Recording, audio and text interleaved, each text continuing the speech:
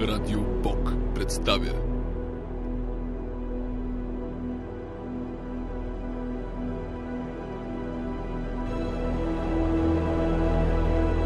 Зона дружба.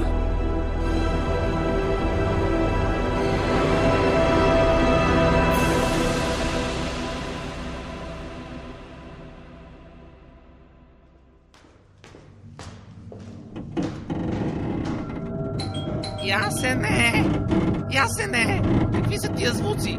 От 3 до 6 се почива. Не мога да почиваме. И защо воли така? Ясене! Какво смърди така, бе? Тук съм. Вратата вече не се отваря. Не може, съседки, не се отваря. Как така не се отваря? И защо си я затиснал? Така не може да се прави. Шапчиците им станаха червени. Вече ме затиска много силно. Умирам. Ясене! Престани с твоите щуроти! Стига да буди, Ясене! Всичко започна преди 2 дни. Работя много. Страшно много. Нямам време да чистя. Никога нямам време да чистя или поне така си мислех. По пода имаше тънък слой. Мръсно. Единственото, което ме кефеше в тази мръстия са паяжините. Те поне ловят досадни насекоми. Напоследък се появиха и някакви такива екзотични насекоми. Паяжините ги ловят. Но аз не исках да вада нови чинии. За всяко нещо нова чиния. Залче баничка, нова чиния. Сложа сиренце, нова чиния. Царевичка, голяма купичка. За фъстъчки 2 чинийки. Една за шлюпки и една за фъстъчки. Всичко в мивка. Все нови и нови. Взимам вилица, боцкам, в мивката. Хапва ми се лъжичка нова в мивката. Тенджери. Да видите, дори няма вече място. Мивката беше пълна. Беше като планина от сволоч. Писна ми от мръсотията. Не издържах вече. Не издържах мръсотията. Но ме мързеше. Мързи ме. Мързи ме. И тогава се сетих за баба. Тя разказваше за тях. Дружбенските джуджета. Погледнах в огледалото и казах 3 пъти. Джуджета работливи, почистете, за да сме щастливи.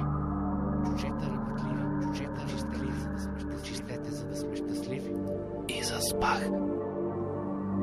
Те дойдоха. В съня ми. Дойдоха с техните малки тракторчета, четки и валячета от сапун. Камиони и цистерни вливаха чинии тъви с малки мъркучета. Висяха от малки кранове и търгаха. Боже, Господи, как търгаха! Засъхналото масло падаше като с магия. Бяха хиляди. Толкова малки, че могат да ти заспят в ухото.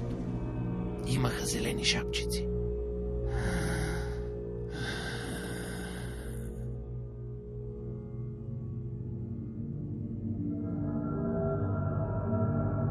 Когато се събудих, Боже, не знаеш колко беше чисто. Погледнах в плошките и си видях лицето. Дървото на секцията беше като на цигулка. Страдивариус. Червено и чисто. И лъщи. Дори не виждах прашинки и светлината от прозореца. И си спомних. Старото джудже ми каза да покажа, че съм благодарен.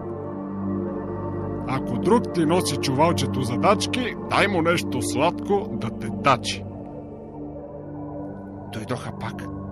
Вчера направиха ремонт. Стените бяха бели. По-бели от слънцето. Но аз пак забравих. Забравих да им оставя нещо сладко за закуска. Не бях благодарен. Така ми казаха те. Неблагодарни.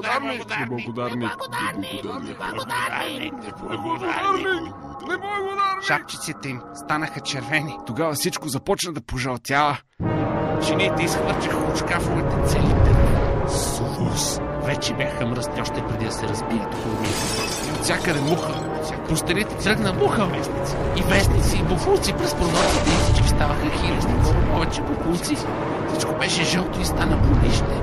Мръсните дрехи изкочиха от коша. Всичко се можеше. За секунди станаха болище.